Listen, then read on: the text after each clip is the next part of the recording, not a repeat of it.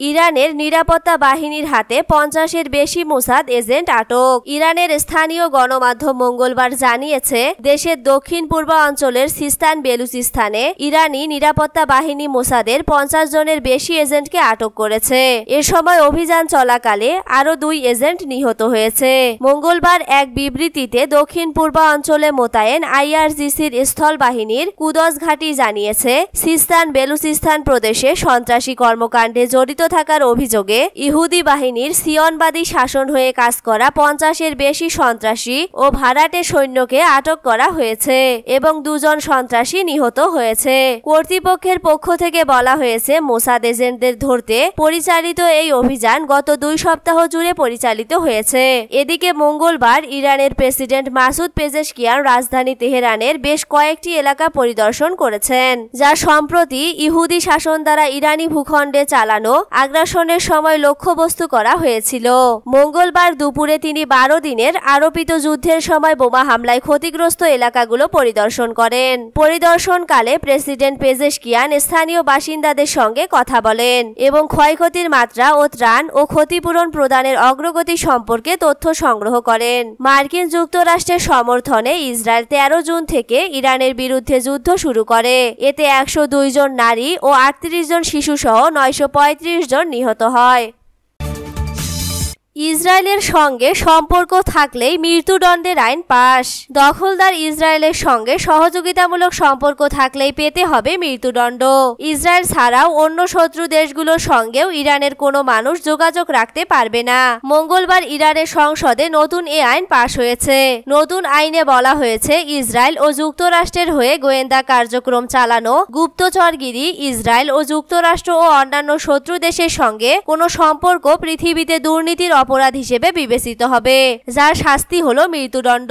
বিশেষভাবে ইসরায়েলের কথা উল্লেখ করে বলা হয়েছে, যারা ইসরায়েলকে সামরিক, আর্থিক ও প্রযুক্তিগত সহায়তা দেবে তাদের সর্বোচ্চ শাস্তি ভোগ করতে হবে। অপরদিকে স্টারলিংক সহ অন্যান্য অননুমোদিত ইন্টারনেট সেবার সরঞ্জাম ক্রয়, বিক্রি ও কাছে রাখা গুরুতর অপরাধ হিসেবে বিবেচিত হবে। কেউ এ অপরাধে অভিযুক্ত হলে তাকে 6 মাস থেকে 2 বছরের কারাদণ্ড পেতে হবে। আর যারা এসব নিষিদ্ধ যন্ত্রাংশ 10টির বেশি উৎপাদন বা আমদানি করবে তাদের 5 থেকে 10 বছরের কারাদণ্ড দেওয়া হতে পারে। এছাড়া কেউ যদি সামরিক ড্রোন তৈরি করে, সাইবার হামলা করে অথবা শত্রুদের জন্য ইরানি অবকাঠামোয় কোনো নাশকতামূলক কাজ করে, তাকেও মৃত্যুদণ্ড দেওয়া হবে।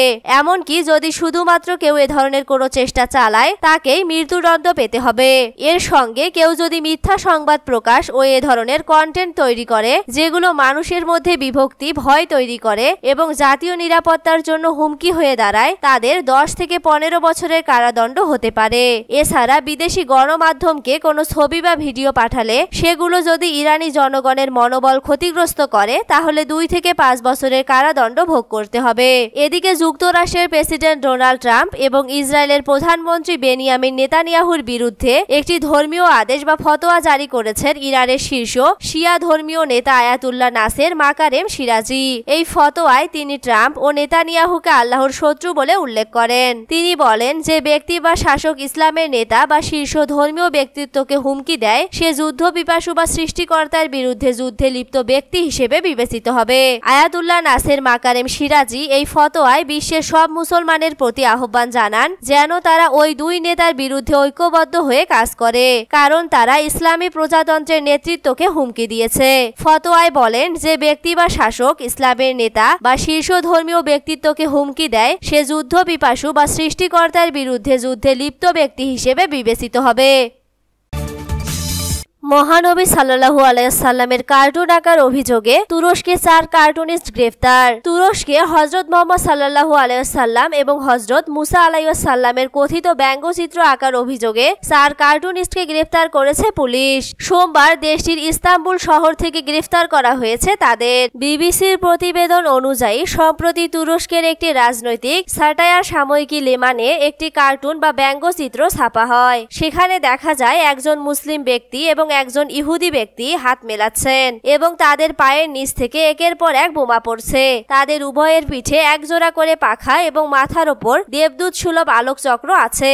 ছবিটিতে মুসলিম ব্যক্তির নাম দেওয়া হয়েছে মোহাম্মদ। লেমানের সর্বশেষ সংখ্যাটি প্রকাশের সঙ্গে সঙ্গেই সামাজিক যোগাযোগ মাধ্যমে কার্টুনটি ভাইরাল হয় এবং ব্যাপক আলোচনা সমালোচনা শুরু হয়। অভিযোগ উঠে যে হযরত মুহাম্মদ সাল্লাল্লাহু আলাইহি সাল্লাম এবং হযরত মুসা আলাইহিস সালামকে ব্যঙ্গ করে কার্টুনটি আঁকা হয়েছে।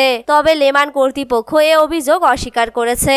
গতকাল সোমবার তুরস্কের প্রধান পর্যটন সড়কে শত শত মানুষ বিক্ষোভ মিছিল করেন। এ সময় তারা আল্লাহ মহান স্লোগান দেওয়ার পাশাপাশি ইসলামী শরিয়া আইন অনুসারে এই লেমানের কর্তৃপক্ষ, সম্পাদক ও কার্টুনিস্টদের বিচারের দাবি জানান। তুরস্কের স্বরাষ্ট্রমন্ত্রী আলী ইয়ারলিকায়া গতকাল সাংবাদিকদের বলেছেন, এই কার্টুনটি বাক স্বাধীনতা এবং মত প্রকাশের স্বাধীনতার চরম অপব্যবহার এবং যারা এটি অঙ্কন ও প্রকাশের সঙ্গে যুক্ত তাদের সবাইকে আইনের কাছে জবাবদিহি করতে হবে। তুরস্কের প্রেসিডেন্টের প্রেস সেক্রেটারি ফাহরেদ্দিন আলতুন এক বিবৃতিতে বলেছেন, এই কার্টুন আমাদের বিশ্বাস এবং মূল্যবোধের ওপর ঘৃণ আঘাত। তুরস্কের বিচার বিষয়ক মন্ত্রণালয় ইতোমধ্যে এই ইস্যুতে তদন্তের ঘোষণা দিয়েছে।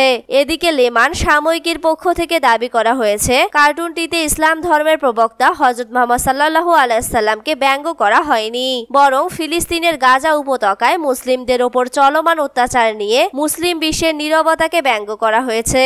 সোমবার এক বিবৃতিতে লেমানের কর্তৃপক্ষ বলেছে, এই কার্টুনটিতে মহানবী হযরত মুহাম্মদ সাল্লাল্লাহু আলাইহি সাল্লামকে কোনোভাবেই ব্যঙ্গ করা হয়নি, বরং গাজায় ইসরায়েলি বাহিনীর অভিযানে যেসব মুসলিম সহযোগিতা করছেন কার্টুনের মোহাম্মদ তারই প্রতীক। কারণ এইসব ক্ষমতাবান মুসলিমদের কারণে বিশ্বজুড়ে লাখ লাখ মুসলিম নিপীড়নের শিকার হচ্ছেন। আমরা মহানবী সাল্লাল্লাহু আলাইহি সাল্লামের কেরিকেচার আঁকিনি, তাই যে অভিযোগ আমাদের বিরুদ্ধে আনা হয়েছে তা সঠিক নয়। তারপরও আমাদের প্রকাশিত কার্টুনের কারণে যারা আঘাত পেয়েছেন তাদের কাছে আমরা ক্ষমা চাইছি।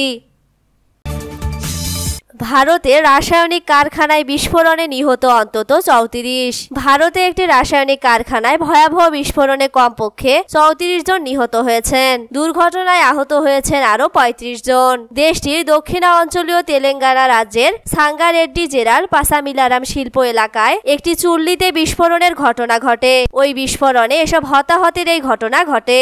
মঙ্গলবার এই তথ্য জানিয়েছে সংবাদ মাধ্যম বিবিসি। স্থানীয় জেলা প্রশাসন জানিয়েছে, সিগাসি কেমিক্যালস কারখানায় ঘটে যাওয়া এই দুর্ঘটনায় হতাহত 4 জনকে শনাক্ত করা হয়েছে।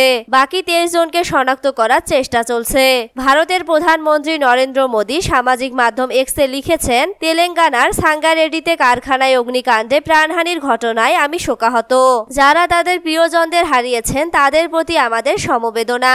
আহতদের দ্রুত আরোগ্য কামনা করছি। প্রধানমন্ত্রী জাতীয় ত্রাণ তহবিল থেকে নিহত প্রত্যেকের পরিবারকে 2 লাখ রুপি এবং আহতদের প্রত্যেককে 50,000 রুপি করে ক্ষতিপূরণ দেওয়ার কথাও জানিয়েছেন তিনি। ভারতীয় সংবাদ মাধ্যম বলছে, সোমবার সকালে ওই রাসায়নিক কারখানা থেকে হঠাৎই বিস্ফোরণের শব্দ শোনা যায়। স্থানীয়রা দৌড়ে গিয়ে দেখেন কারখানার ছাদ উড়ে গিয়ে 100 মিটার দূরে পড়েছে। ভেতর থেকে বেরিয়ে আসছে কালো ধোঁয়া। প্রাথমিকভাবে জানা গিয়েছিল বিস্ফোরণের ঘটনায় 12 জন শ্রমিকের মৃত্যু হয়েছে। আহত হয়েছেন বেশ কয়েকজন, কিন্তু ক্রমশ মৃতের সংখ্যা বাড়তে থাকে। দমকল বাহিনী আগুন নিয়ন্ত্রণে আনার পর ধ্বংসস্তূপ সরিয়ে উদ্ধার কাজ শুরু হয়। তখন ওই উদ্ধার হতে থাকে একের পর এক মরদেহ।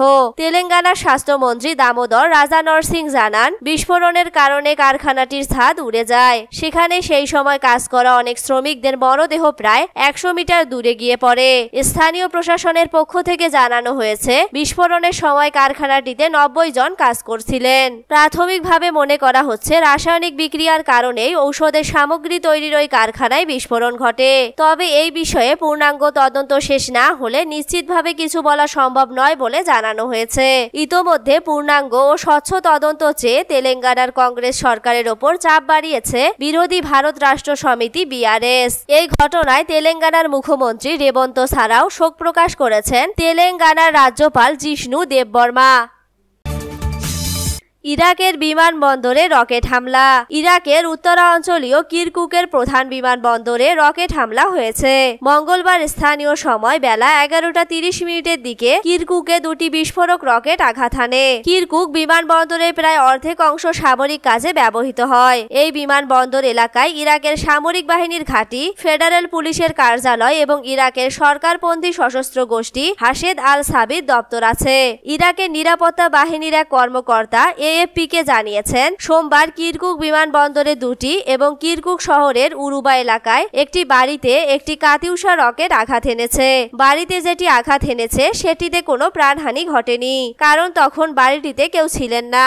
আর বিমানবন্দরে যে দুটি রকেট আঘাত এনেছে সেটির মধ্যে একটি বিস্ফোরিত হয়নি, অপরটি বিস্ফোরণের ফলে 2 জন আহত হয়েছেন। তবে সেই আঘাত গুরুতর নয়। বিমানবন্দরের যে অংশটি বেসামরিক বিমান ও যাত্রীদের জন্য নির্দিষ্ট, সেখানে কোনো ক্ষয়ক্ষতি হয়নি বলে জানা গেছে।